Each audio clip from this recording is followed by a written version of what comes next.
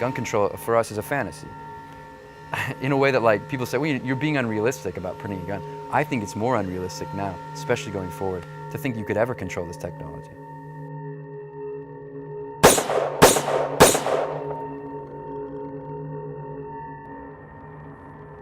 "2012 was a bloody year in America, one that saw 16 mass shootings in 15 different states. The violence led Helen O'Neill of the Associated Press to dub it the Year of the Gun. It all came to a head on December 14th in Newtown, Connecticut. Yeah, these units in the pool, I got bodies here. Let's get ambulance. That morning, 20-year-old Adam Lanza entered Sandy Hook Elementary and killed 20 children and 6 adults before taking his own life. In the hard days to come, that community needs us to be at our best as Americans, and I will do everything in my power as president to help. In the wake of the tragedy, President Obama announced 23 executive actions meant to curb gun violence. Included were universal background checks, as well as bans on assault weapons and high-capacity magazines. The only thing that stops a bad guy with a gun is a good guy with a gun. In defiance, the NRA and other pro-gun activists stepped up campaigns that directly oppose any new gun control regulations. In the midst of this political firestorm is Cody R. Wilson, a 25-year-old graduate student and self-described crypto-anarchist. Cody is trying to put an end to the gun control debate with 3D printing. As one of the key figures in the Wiki Weapon movement, his goal is to produce and publish a file for a completely 3D printed firearm, one that anyone can download and then create with the right tools. He does this under the banner of his Austin, Texas-based company, Defense Distributed. 3D printing, or additive manufacturing, works like this. A computer-aided design, or CAD file, is created. That file is then sent to a 3D printer. The printer then builds the object in the CAD file by starting at the base and applying a series of layers. At the end of the process, a 3D printed item is born. So how will the ability to self-manufacture untraceable firearms affect the gun control debate? Motherboard traveled to Austin to get Cody Wilson's perspective.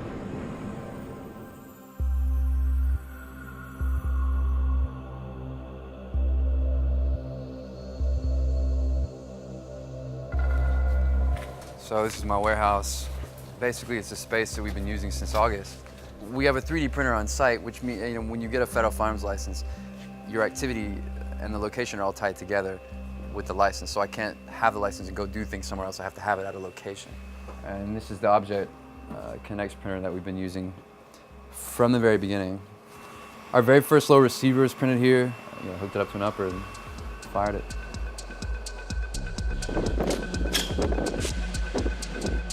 So the project begins and no one will listen to you. Okay, so this is testing the printed lower with an AR-57 upper. You fight just to be heard.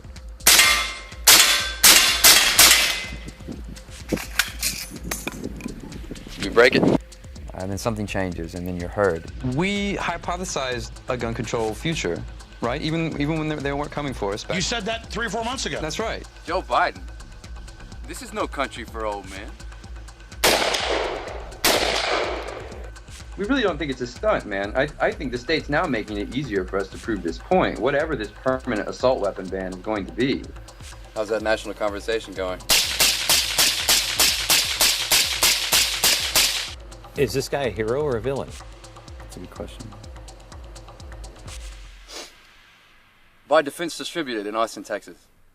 My partner, Ben Denio, the guy who basically came up with the idea with me, we were on the phone and Ben was like, we could be like arms manufacturers. That'd be cool, right? And like, yeah, what about 3D printing, And at that point, we weren't aware that anyone had done it or was trying to. And I said, if we could print a gun, other people could do this. Like, what if we gave it away, open source style? What would that mean? And we realized, wow, this is really attractive.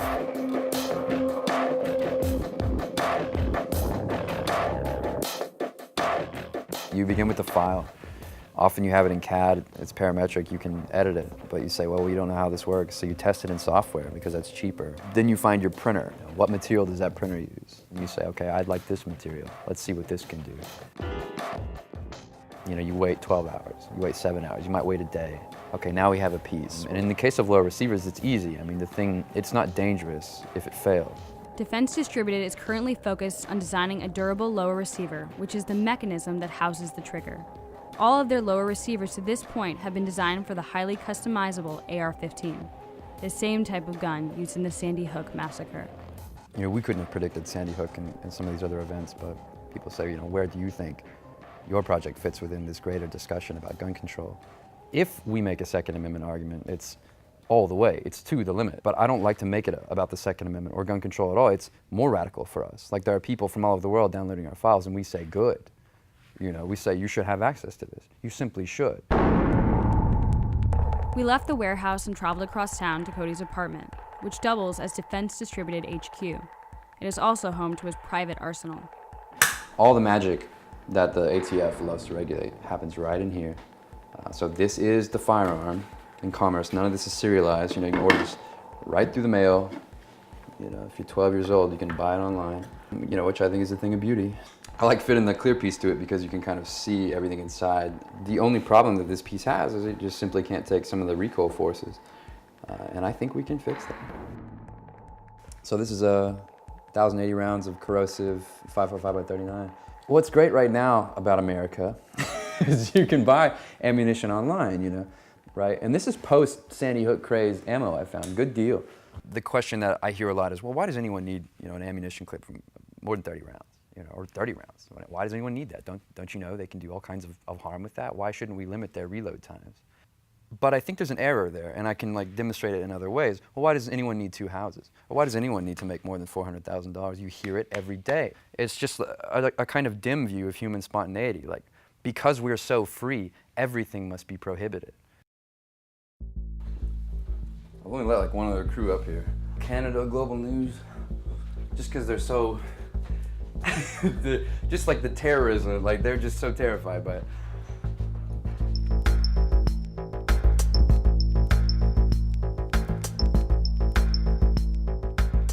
For historical purposes, right, this is a pre-band semi-auto. This is what it used to look like, kids. But if I could do it over, if I knew that there'd be a band coming, I'd get into the AR, because, you're never going to find 5.45 laying around. This is version 3 of our lower, and in fact, our first really successful step from our first test. And so this was our first piece that could take us to 100 rounds.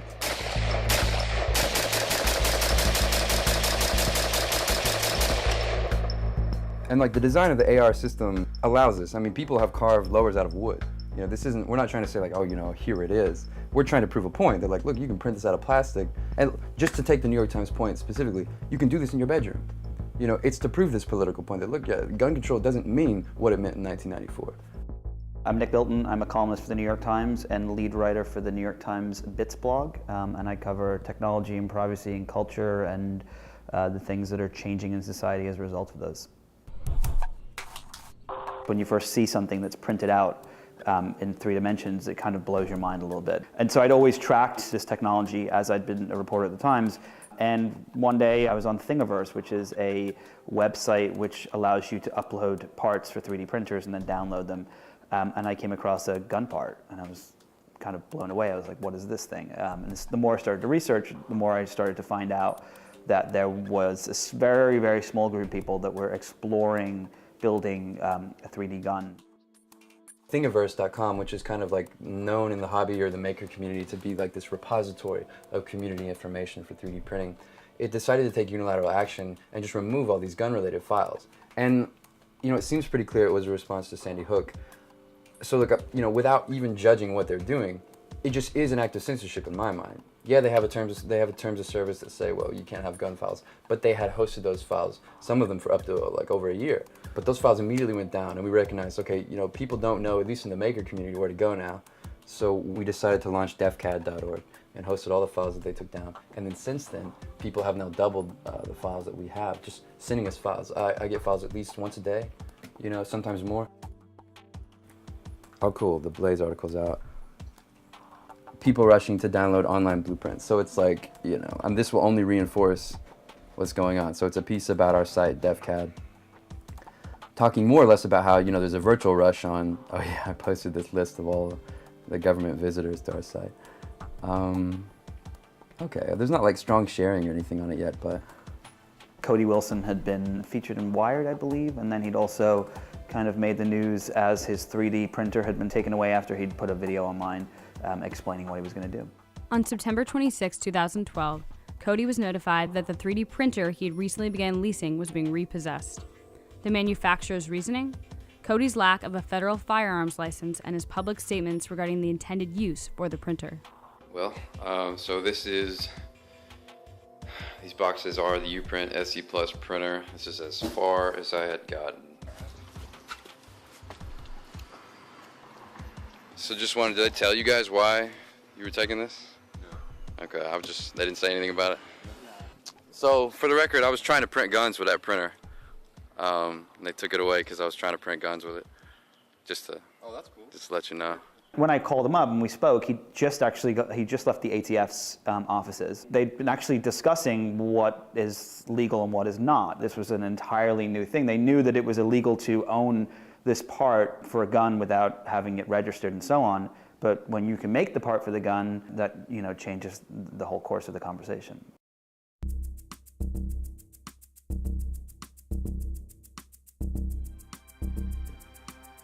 Okay, that's the best way to talk about it. This whole piece, begins from an Aegis file that can be CNC milled into like a metal receiver. It's just not built for being in plastic. So when we had fired our first one, we noticed a lot of give in the back of the piece. It was bouncing, it was flexing, and then the recoil of the gun tore right through this buffer tower. So we doubled the thickness all the way around. And we thought, even marginally, that improves the strength, especially in the Odjet material we were using. I'm kind of out here with only 2 or 3 people helping in Austin. We concentrate our efforts on lowers, and like I'm just now starting with magazines. And in fact, the whole operation has pivoted. I've got 4 or 5 guys, really all the people that I know are talented in SolidWorks, working on high capacity magazines. It proves the point much better than the lower receiver does. You can't ban a box and a spring. This is a Colt M16, a printed high capacity magazine.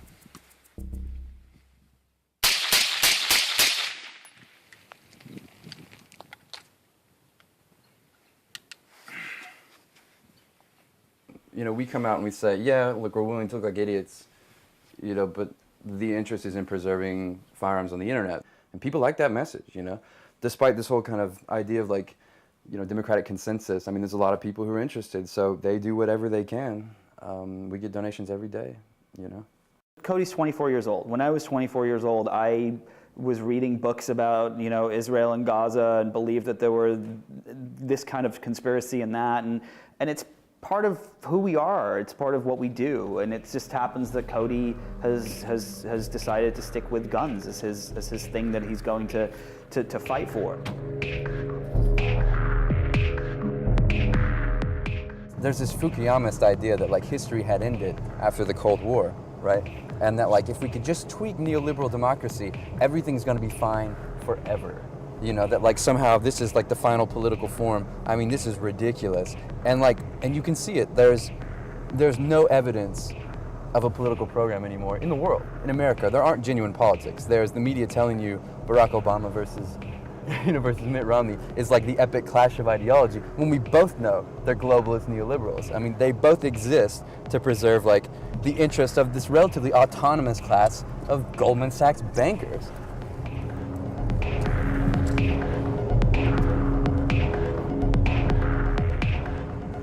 He believes that he's doing the right thing and that he is kind of perpetuating this kind of technology and looking at what it will be. But I also think that there is definitely a part of what he's doing for attention. I mean, the reader email I got on that gun piece was phenomenal, and a large majority of it was, why are you giving this kid attention? It's clear that this is why he's doing it. I don't remember a lot about my exchange with Nick, but it was very matter of fact. He was why? We believe it's worth doing. The piece disappointed me a little bit. He's now felons and children and the insane, okay, blah, blah, blah, and this man wants children to have guns. I was all right, fine, take the easy road, fine, but at least he was saying, it's intentionally disruptive. That's true. The New York Times reporter sensationalizing something? No, I'm just kidding. No, what's really interesting is, so as someone who's been covering 3D printers since they were essentially becoming into the mainstream a little bit, right? I have seen that the people that are interested in them are teenagers. And so my thought when I heard about what Cody was up to was the fact that the first people that are probably going to use these are going to be kids. The reality is he could be the canary in the coal mine that is showing us what the future may be. Right. So we're at one of the service bureaus that helps us out, basically one of our printers north of Austin. We come here to prototype a lot of our designs. This one's good because, well, this particular printer is good because we can hop on this almost anytime we want. The volume of the machine is such that we can just kind of come in as with other pieces that are being printed.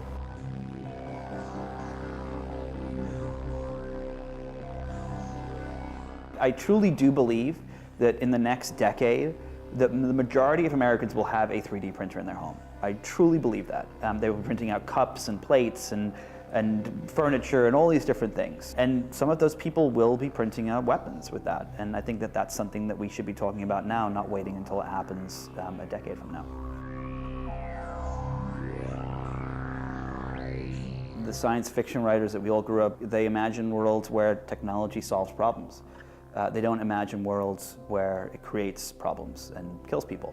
When Bree and MakerBot and those guys developed these 3D printers, they imagined people making clothes hooks and baby pins and all of these wonderful things that make the world a better place. They had no concept, none of us had any concept, that these things would be used to create weapons that would kill people. You have people like Cody that come along and look at something that you think is a cute little kitten and realize that he can program it to kill people. Other people can stand on our shoulders and learn from what we've done and take it farther. We reached out to Bree Pettis, who is CEO of MakerBot and co-founder of Thingiverse, but he refused to comment on this story.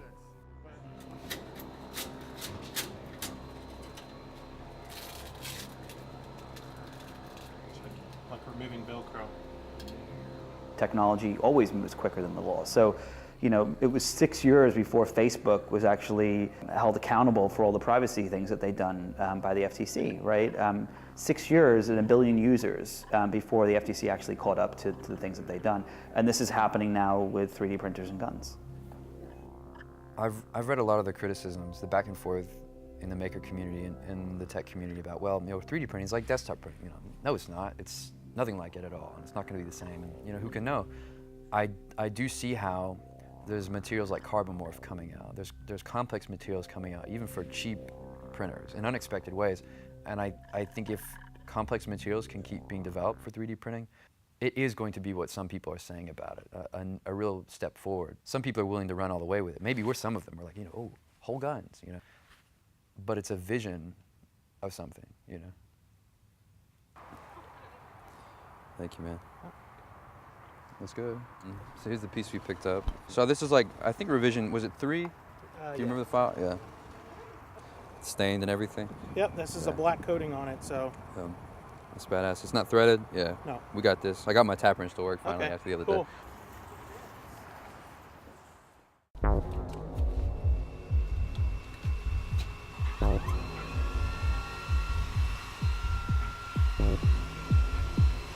So we're printing 2 magazines today, like they're both 30 round. And the point is just a demonstration. So one's a USGI mag, it probably won't work very long, but one of these shells I think really will. But anything over 10 at this point proves a point. You know?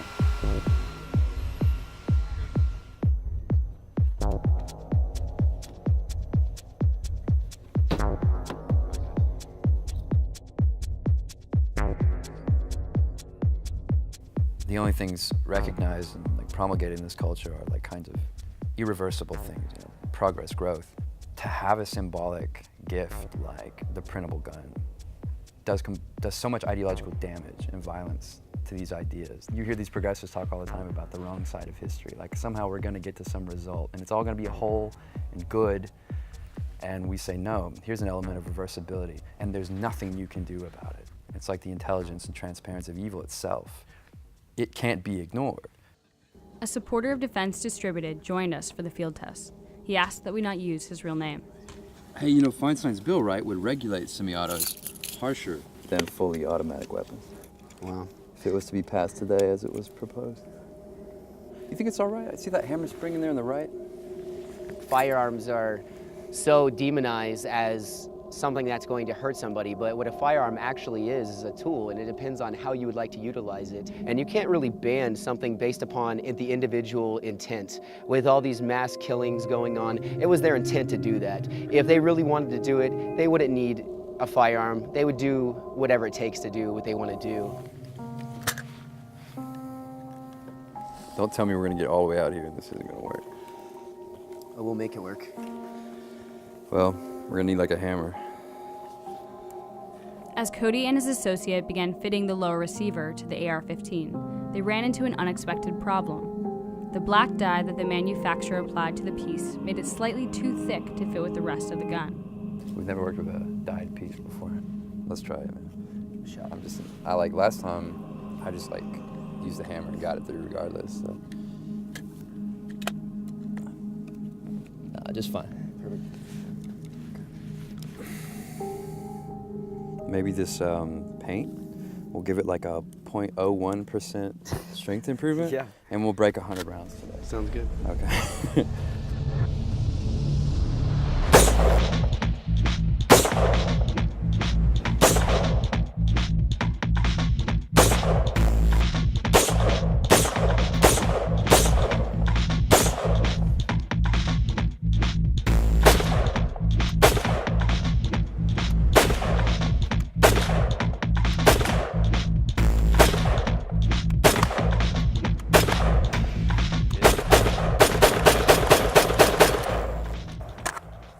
Empty? Done. Oh, we broke it? Okay. I thought it'd do well. How many rounds was that? Well, I've got a mag.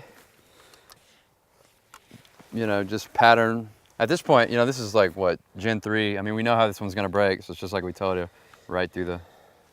27 rounds. We know that we're already in a better place in this. But I'm happy to demonstrate 30 rounds for you today, you know? Definitely.